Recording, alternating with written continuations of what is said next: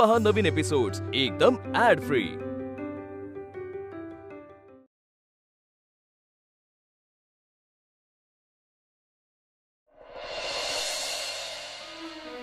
घ्या चहा घ्या। थँक्स। आई तुम्ही पण रंगवता? हा आता चहा झाला का हेच काम आहे। वा।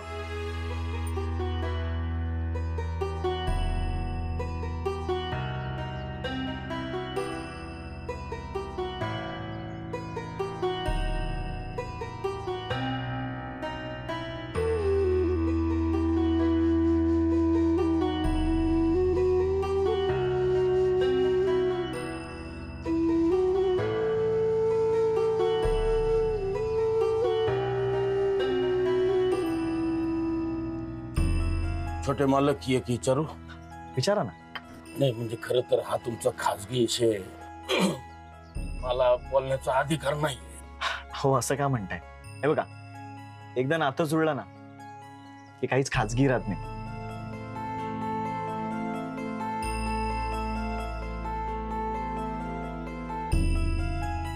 म्हणजे तुम्ही परदेशात शिकून आलेले तुमचे वडील मोठे मालक आणि निंबाळकर तुम्हाला स्वतंत्र व्यवसाय सुरू करून देतायत, धंदा सुरू करून देतायत, सगळं तुमचं नीट आहे, तरी तुम्ही तुमचं सगळं घर सोडून येते असं का? पहिली गोष्ट म्हणजे हे परदेशी शिक्षण हा व्यवसाय हे मला कधीच नको होतं। माझी आवड माझी स्वप्न वेगळीच होती, पण बाकी जमीनदारांची मुलं परदेशात शिक्षण घेतात म्हणून त्यांना दाखवण्यासाठी मला सुद्धा परदेशात शिक्षणासाठी पाठवण्यात आलं। पण त्याचा उपयोग काय झाला? म्हणजे जे मी शिकलोय त्यात मी नोकरी करतोय का? तर नाही। आणि इथे परत आल्यावर मला न विचारता माझं लग्न ठरवून दिलं आणि हा व्यवसाय सुद्धा माझ्या अंगावर टाकला। म्हणजे तुम्हाला तुमचा व्यवसाय नाही करायचा? नाही, माझी आवड माझा छंद वेगळाच आहे जो मी कधीच माझ्या वडिलांना सांगू शकत नाही। आणि आय डाऊट की जरी मी ते त्यांना सांगितलं ना तरी ते समजून घेऊ शकतील। एक मिनिट हा, हे बघा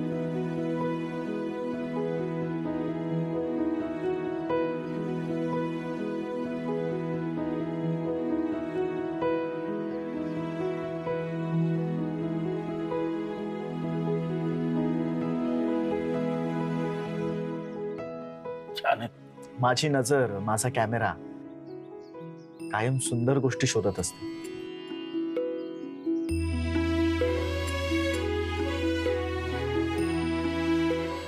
हीच माझी आवड आहे। मला ना माझ्या कॅमेऱ्यातून गोष्ट सांगायची आणि त्यासाठी माझा हा मोबाईल मधला कॅमेरा पण पुष्कळ आहे।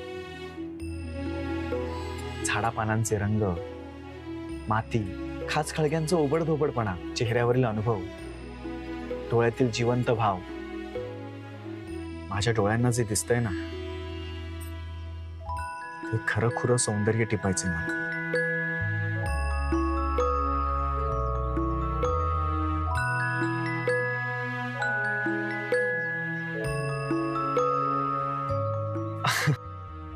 तिकडे अमेरिकेत असताना फोटोग्राफीच्या अनेक स्पर्धा जिंकल्या होत्या मी, पण घरी कधी कौतुकानं कोणाला सांगू शकलो नाही। सगळा आनंद माझ्या पुरताच राहिला। पण मी आता ठरवलंय की मन मारून जगायचं नाही। थोडं भांडावं लागेल, झगडावं लागेल, स्वतःचा आनंद स्वतःचं प्रेम हे जोपासायचं। फोटोग्राफी आणि मुक्ता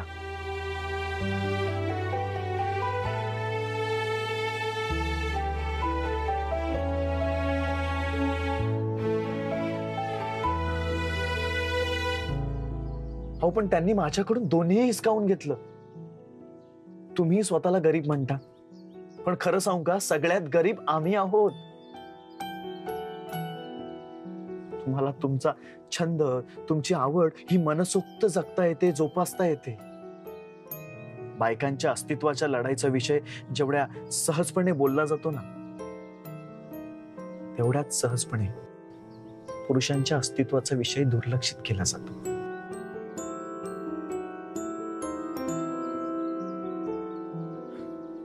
तुम्हाला खरंच सांगतो, स्वतःच्या आयुष्याचे निर्णय स्वतः घेता येणं ही खूप मोठी श्रीमंती आहे. आणि आपल्या आयुष्याचे निर्णय दुसऱ्यांनी ठरवावे, यासारखं दारिद्र्य दुसरं काय.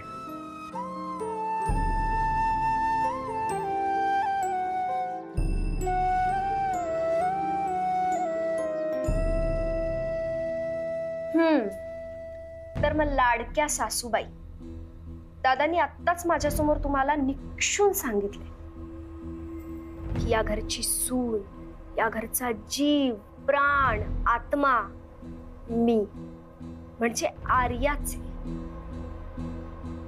मग आता हा खानदानी हार तुम्ही स्वतः माझ्या गळ्यात घालताय की? मला एक कळत नाहीये, हा हार गळ्यात घालण्याची तुला एवढी घाई का झाली? आणि मला हे कळत नाहीये की तुम्हाला हा हार माझ्या गळ्यात घालायला काय प्रॉब्लेम आहे?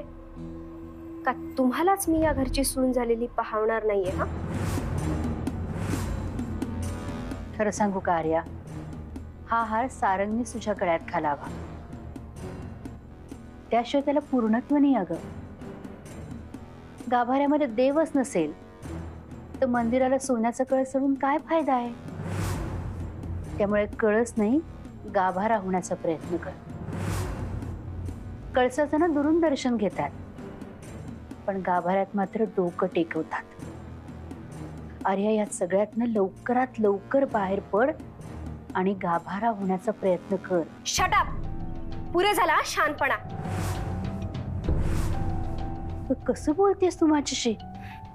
कारण तुम्हाला याच भाषेत समजणार आहे ना. रावसाहेब स्वतः आता सांगून गेलेत ना की त्यांच्या विरोधात गेलेल्यांचं ते वाटतोळ करतील. मला त्यांच्यापर्यंत जायला लावू नका. आत्ताच्या आत्ता हा हार माझ्या गळ्यात घाला.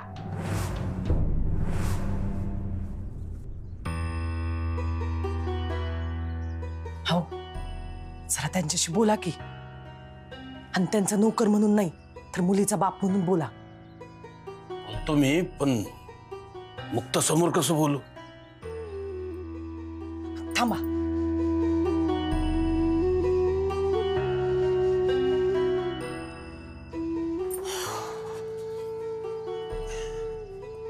चला.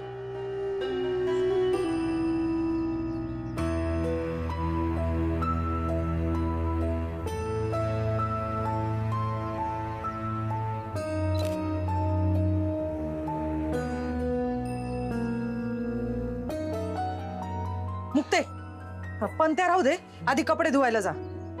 का आंघोळ करून जाते ना? नाही नाही, आधी जा. अगं, ह्याच्यात छोट्या मालकांचे पण कपडे आहेत. लवकर कपडे धुवून आणले तर लवकर वाळतील आणि त्यांना अंधार पडायच्यात जाता येईल. जा.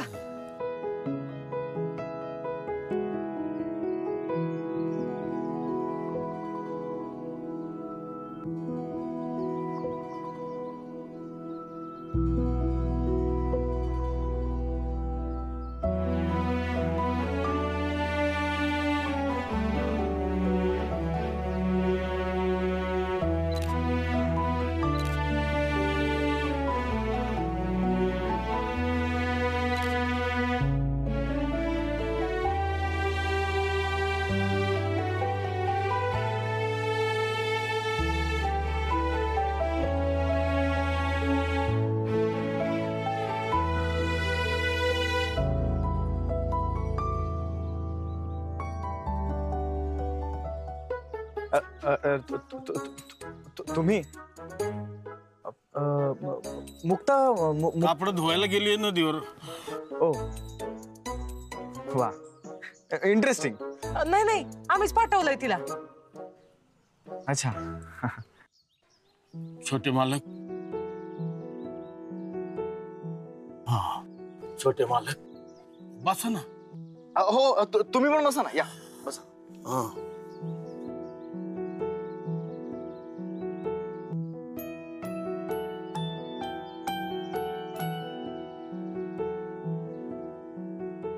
छोटे मालक, तुम्ही आम्हाला आई वडील मानता,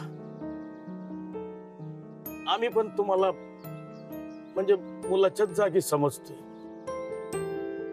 तुमचं भलं व्हावं हे आम्हाला मनापासून वाटते. आणि कोणत्या बी आई बापाला आणखी काय पाहिजे असतं, त्याचं कल्याण व्हावं हेच पाहिजे असतं ना. आणि मोठे मालक तुमच्या मनाविरुद्ध जरी वागत असले तरी त्यांना तुमच्या भविष्याची काळजीच आहे ना. शेवटी त्यांना तुम्हाला मोठं झालेलंच पाहिजे ना. हो, त्यांना माझ्या भविष्याची काळजी आहे, नक्कीच आहे. त्यांना माझ्या सुखाची काळजी नाहीये. आणि ती जर असती ना तर आज ही वेळच आली नसती.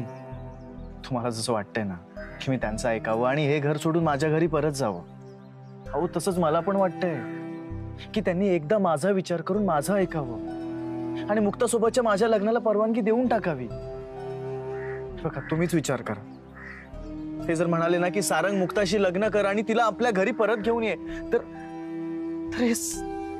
हे सगळे प्रश्न, हा सगळा गुंता सुटेल की नाही?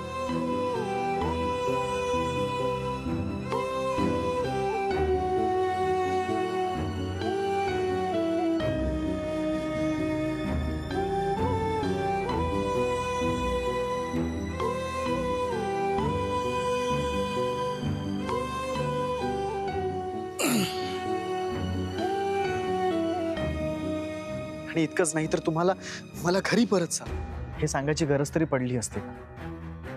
हो, शिवाय मी किती आनंदी असतो. हे यार, तुम्ही कुणीच माझ्या आनंदाचा, माझ्या सुखाचा विचारच करत नाही यार. तुम्ही फक्त रावसाहेबांच्या इज्जतीचा, त्यांच्या नावाचा, त्यांच्या रागाचा विचार करताय. पण मी मात्र या सगळ्याच्या खूप पुढे निघून गेलोय.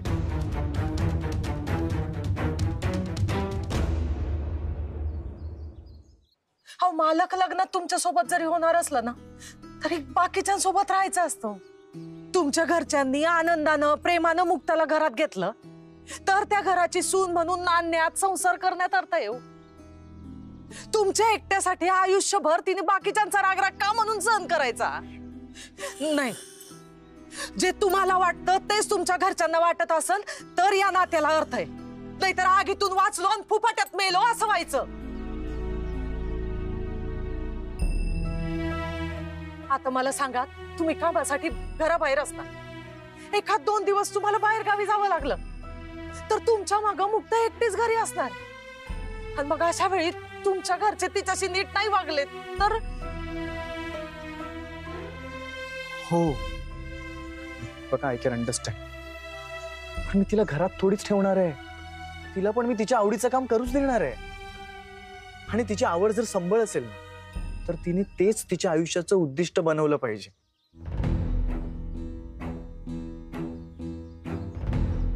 तिची ओळख एक उत्कृष्ट संबळ वादक अशी झाली पाहिजे. आणि तिच्या ह्याच गुणांमुळे आम्हा सगळ्यांना तिच्या नावाने ओळखलं गेलं पाहिजे. एवढंच नाही तर लोकांनी असं म्हटलं पाहिजे की तो बघा, संबळ वादक मुक्ताचा नवरा चाललाय.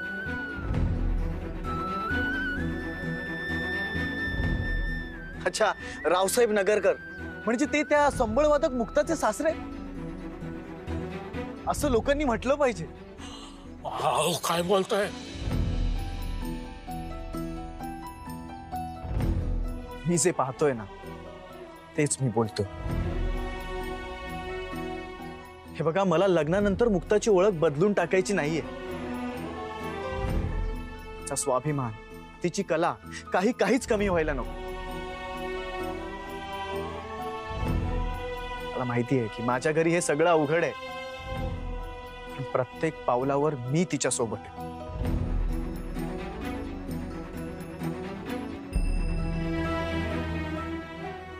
मी तुम्हाला या आधीही सांगितलं आणि मी आज पुन्हा सांगतो की मी मुक्ताला घेतल्याशिवाय इथून परत जाणार नाही.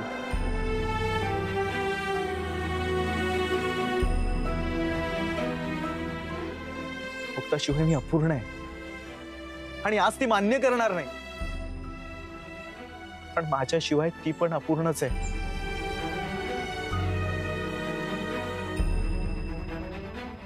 आणि हा हट्ट मी फक्त आमच्या दोघांच्या सुखासाठी करतोय.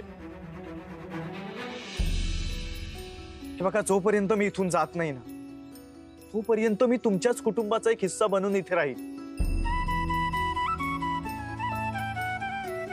प्लीज, माझी तुम्हाला विनंती आहे.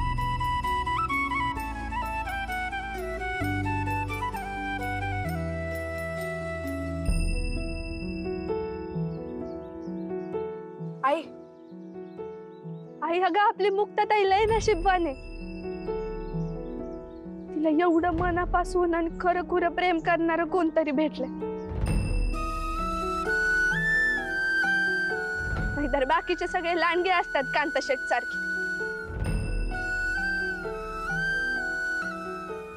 तुम्ही किती बी हात पाय मारा, पण तुम्ही या सुखापर्यंत नाही घेऊन जाऊ शकणार आहे तिला.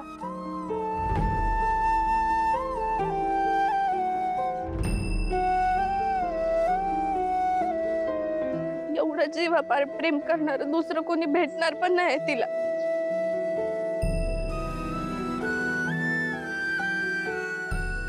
आई अगं आपल्या सगळ्यांसाठी जीव ओतणाऱ्या माझ्या मुक्ताताईच्या सुखाला अशी लाथ नको ग मारू.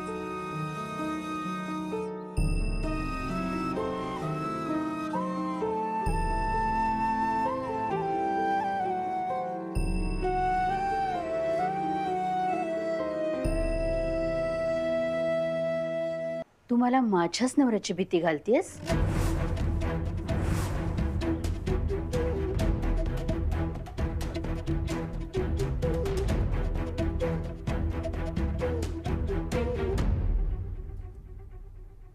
त्या गावातल्या कार्यकर्त्यांशी बोला, ती सीट आपल्याकडे काय. हा, मी एक 10 मिनिटात करतो फोन. माफ करा मला, पण मला अतिशय महत्वाचं बोलायचं म्हणून तुमच्या कामात व्यक्ती आणलाय मी. बोला आता काय ते. अहो, आर्या मागे लागली माझ्या की आपला खानदानी हार मी तिच्या गळ्यात घालावा, पण मला पटत नाहीये हे. अजून सारंगचा पत्ता नाही, त्याचा निर्णय काय तो आपल्याला माहिती नाहीये, आणि शब्दावर शब्द देत चाललोय आपण, आणि अशाने गुंतागुंत वाढतीये. फक्त गप्प बसा.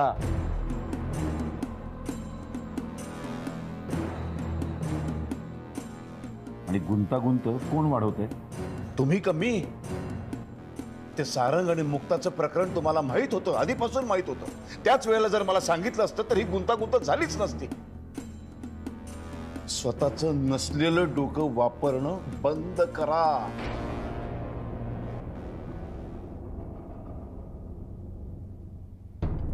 मला एक सांगा, निंबाळकरांना दिलेला शब्द पाळायला हवा की नको?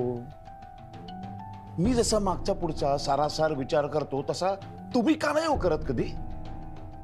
उद्या लोकांच्या समोर माझी बदनामी झाली, लोकांनी माझी चितू केली तर चालणार आहे तुम्हाला? ती सांगते ना, हार घाला गळ्यात तिच्या, घाला ना आणि विषय संपवा. पण मी जे काही करते ते आपल्या कुटुंबासाठी. मी जे सांगतोय त्याचा जर विचार केलात ना तर मागच्या पुढच्या सगळ्या पिढ्यांचं भलं होईल. आणा तो हार आणि घाला तिच्या गळ्यात. ए अरे रडू नको. हा, बघ, रडायचं काही कारण नाही. आणि नुसता हार नाही ग, या घरामधल्या प्रत्येक वस्तूवर तुझा अधिकार आहे. गाजव, अधिकार गाजव, बिंदास. हवं तसं वाघ घरामध्ये. तुला सून म्हणून जर एखाद्याने मान दिला नाही तर सरळ मला येऊन सांग. मी बघतो त्याचं काय करायचं ते. माझं बोलून झालंय.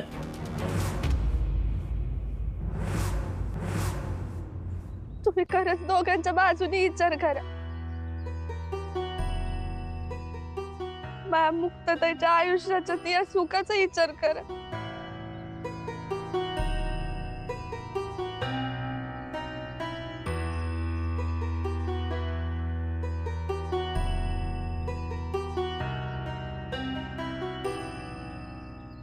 नाही नाही, मी हे नातं मान्य नाही करू शकत. हे नाही होऊ शकत.